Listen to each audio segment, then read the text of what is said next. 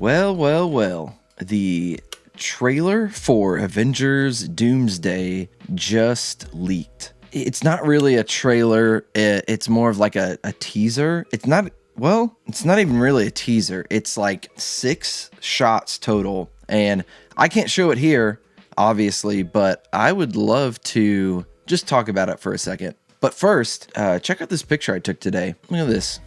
Very interesting. This door, kind of weird. Never seen a door like that before. Anyways, the MCU has been a big part of my life growing up. Now, I was born in 96. When I was 8 years old, the first Spider-Man movie came out, like the Tobey Maguire Spider-Man movie. I know there was like I think a Japanese one or something before that. I can't remember, but I very vividly remember that movie coming out and just capturing my little mind. The second movie came out in 2004. Or the sun in the palm of my hand. Read me. My back. Oh, my back.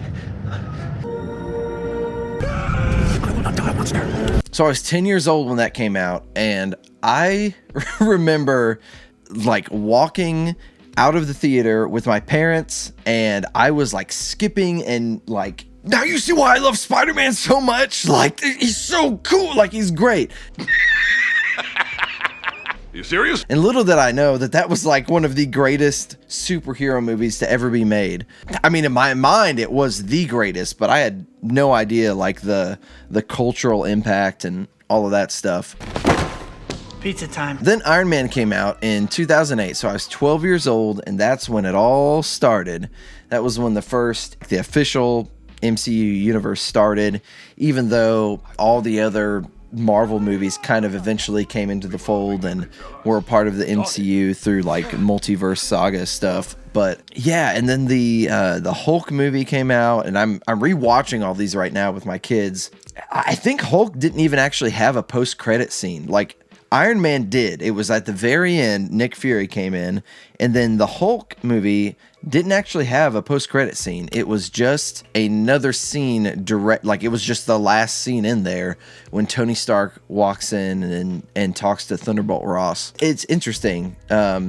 Just rewatching all these right now, but you get married, you have kids, and you know, we moved away from our hometown, and you know, fast forward to Endgame in 2019, I think I was 23 at that point, and I don't know, I was honestly depressed for probably like a couple weeks because it was over, and I knew that like the MCU was continuing, but I remember feeling like that was the last part of my childhood that I had left, and it kind of like, you know, that finality of it, because there was no post-credit scene. Everything is back to the reference of post-credit scenes at the moment. But okay, I moved away. I'm not in my hometown. I've got kids. I've got a wife. I've got a mortgage, all that stuff. And I don't have like the same lifelong friends. Like they've all moved out of my hometown as well. So even when I'm visiting, I don't see them. And that was like kind of the last bastion of childhood, I guess. And I don't know, it really impacted me. I knew that there was more stuff coming after Endgame, but you know, we didn't know how it was going to go. And obviously at this point, everybody knows that I would probably say like, honestly, like 75% of the TV shows and movies after Endgame were not good. And I know they were like, before Thor Ragnarok, the Thor movies were like the weak spot, but I still liked them. I'm like the kind of person that can just turn my brain off and enjoy a movie, and it wasn't a big deal to me. But I remember Thor Love and Thunder. That was probably the first MCU movie that I was like in the theater, this is bad. Like this is annoying. They had all the freaking like goat screams, and like it was funny, and it would have been funny if they had done it like 2 or 3 times, but like, God, like it was so many times, it was constant, and it's kind of been downhill, and that is a little bit depressing for someone who is a huge fan of Marvel comics and the Marvel movies. It's kind of been in a slump. It hasn't been what it used to be, but there have been shows like Loki, the new Daredevil that came out. That was great. I felt like it was a great merger between the Netflix stuff that they did in like the new Disney Plus Marvel TV shows. The third Tom Holland Spider-Man movie, where all of them come in. Like I was one of those people in the theater that was like cheeks clenched, like, yes, this is great. This is what I want. Avengers? Is that a band? Are you in a band? No, I'm not in a band. No, the Avengers is the Earth's mightiest. How's this helping? Network TV, like typical TV shows, they didn't have that kind of look. Like, I remember seeing the trailer for Falcon and Winter Soldier, and I was like, this looks like the movie, because I remember them announcing that they were taking over all the TV aspect of it, and I was kind of worried because, like, at that point, like, a lot of the Marvel TV shows, they weren't good. They did not feel cinematic. They didn't feel epic and a part of that universe, really. And the Netflix stuff did, at least, like, Daredevil did, but, like, Iron Fist was garbage. I'm the immortal Iron Fist. Immortal Iron Fist. I am the Iron Fist. I'm the Iron Fist. I'm the immortal Iron Fist. And I'm the Iron Fist. You what? I grew up pretty sheltered, so like HBO, which was probably the only other company that put out stuff that was like cinematic quality. So I had never seen anything like that from TV. I was super excited. WandaVision was incredible, and I can't believe we still haven't gotten a follow-up to that. I know there's something in the works, like something's coming. I feel like the Loki series was great. Both season 1 and 2, like, killer. And then all the stuff happened with Kang. Totally blanking on his name right now. Hold on. Let me look it up because I gotta say who it is. Yeah. So then all the stuff happened with Jonathan Majors, the actor who was playing Kang, which seemed to be like the direction they were going. It was very cool. Jonathan Majors is like great actor. Everything I've seen him in, I've loved. It just kind of felt like the Ant-Man movies, which, like, the Ant-Man movies used to be the underdog kind of movie. When they came out, they were great. And it was like, these movies should not be that good. Kind of like Guardians of the Galaxy. Those movies were like, nobody really knew them unless you really were into the comics, and those movies were incredible. But like, they had a lot of comedy, and like, they did it right. And that was one of the things that Marvel was great at in like the first 3 phases, was taking these small characters and making them like household names. And I think part of that was like, Marvel was a lot more scrappy and resourceful when they first started, because they had to build everything from lesser known characters. They did not have access to Spider-Man or the X-Men or the Fantastic Four, because they had sold the movie rights to all of those characters in the 90s because they were about to go bankrupt. And now, you know, they've collected all the stones in the Infinity Gauntlet. It feels like almost like they're fumbling. I don't want to say it's disappointing, but it's weird. And I know, like, before there was like maybe 3, maybe 4 movies a year. And after Endgame, they started releasing 4 movies a year and like 4 TV shows or something like that. It may have been even more. So they like really ramped it up. And I think the thing that everybody was worried about was the quality, and would it suffer from them just like outputting so much all the time. And it did. Kind of what we expected to happen did happen. They couldn't keep up. Like, that's a lot of stuff. And for all the good that Kevin Feige has done, he's just one dude. Like, if you're overseeing 8 different things that are filming at the same time, trying to connect them, I don't know that anybody could really do that well. And I know back in the day, there was a quote that the Russo brothers basically said, "We love being backed into a corner because then we have to write our way out of it." And it worked really well for them in the first 3 phases of the MCU. They've really backed themselves into a corner now. From all the rumors and everything, it seems like they are trying to do a soft reset, not a full like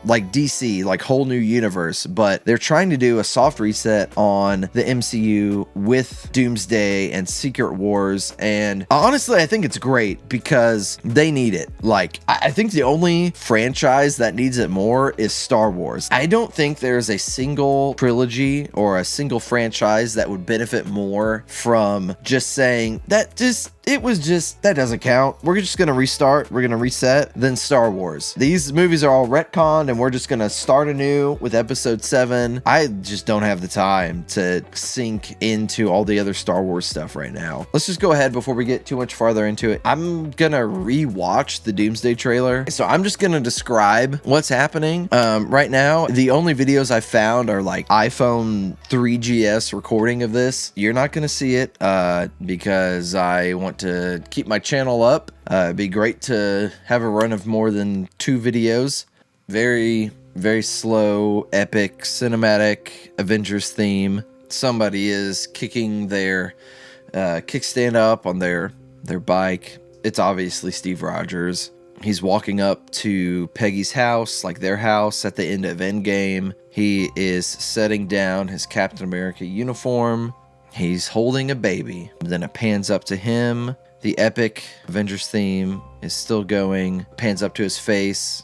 Then it just says, Steve Rogers will return in Avengers Doomsday, December 2026. And then it counts down. I can't read it. There's a Doomsday clock that's going. Gosh, man. That is such a good teaser. I really, really like it because it gives nothing away. And probably all the people that are not following as closely, the people that are not terminally online like I am, it just lets them know like what's happening. And apparently there's supposed to be 4 different trailers for 4 weeks with the Avatar movie. It's kind of emotional because like they did this with Tony in Avengers Endgame. They gave him a kid, a daughter, and so that was like kind of the emotional center point. Like this is what he's fighting for. For me especially, like I was saying, I grew up with the Avengers. It may just be me like as a dad, but when I see Steve Rogers' son in the comics, typically it could be a girl, but like the video's potato quality, that's already enough. Like I'm hooked because I know apparently what's happening is Doom has a vendetta against Steve Rogers because him going back to live that life with Peggy Carter has basically caused an incursion in his universe. Franklin Richards is his son from his home universe, but it's gone now. So he's coming to get vengeance or fix or reset. I could definitely see this movie having a conflict of like Steve is fighting for his child, but Dr. Doom is fighting for his child as well. Like the end of Fantastic Four, he is having some contact with Franklin Richards. So that's kind of where it's at right now as far as like rumor mill. There's going to be 4 teasers. One of them is Steve Rogers. The other one is Thor. And then another one is Dr. Doom himself. The third one, I don't know if anybody said anything about it so far. They're supposed to be just like little character moments to tease. Honestly, this is what I want. I don't want trailers that give a bunch of stuff away. It doesn't have to have a bunch of spectacle CGI action moments. And I know those will come. Unfortunately, I think that the giving the story details away is also going to come, although I hope it doesn't. But I would love if the way they marketed this did not give a ton of stuff away for the movie. I'm sold. Like just that first trailer has got me emotionally ready to go. This first like little teaser has already got me hooked. I'm fully invested again because these are characters that we know. These are the characters that I grew up with. If I'm trying to say anything, I'm trying to say this is probably best case scenario in my opinion. It just kind of shows what's going on and what's at stake. There's not a whole lot else that is present. I know that they're going to use this to reset some stuff, and one of the things that I personally, I really hope they reset is some stuff with Nick Fury. Nick Fury, man, he was the guy. He had like this mystique to him. He was the alpha male. It's so stupid. I cannot remember for the life of me if it was the show or the movie, but it revealed that the whole reason that he was blind in one eye, had the scar, was from the cat alien Flurkin thing. Just scratched him like casually, like he was like playing with him, and the cat was just like like that's why he's missing an eye. Those bad guys still in there somewhere. Oh, mother Flurkin! You okay? Yeah, it's just a scratch. No. Bro, that was like character assassination. That made it super lame, not good. It ruined the character of Nick Fury for me.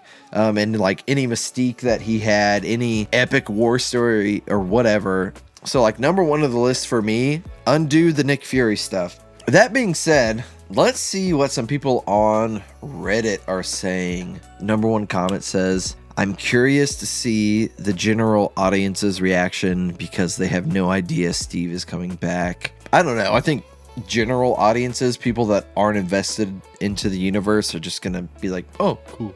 Like if they're not in it, they're probably not gonna have a big reaction to begin with.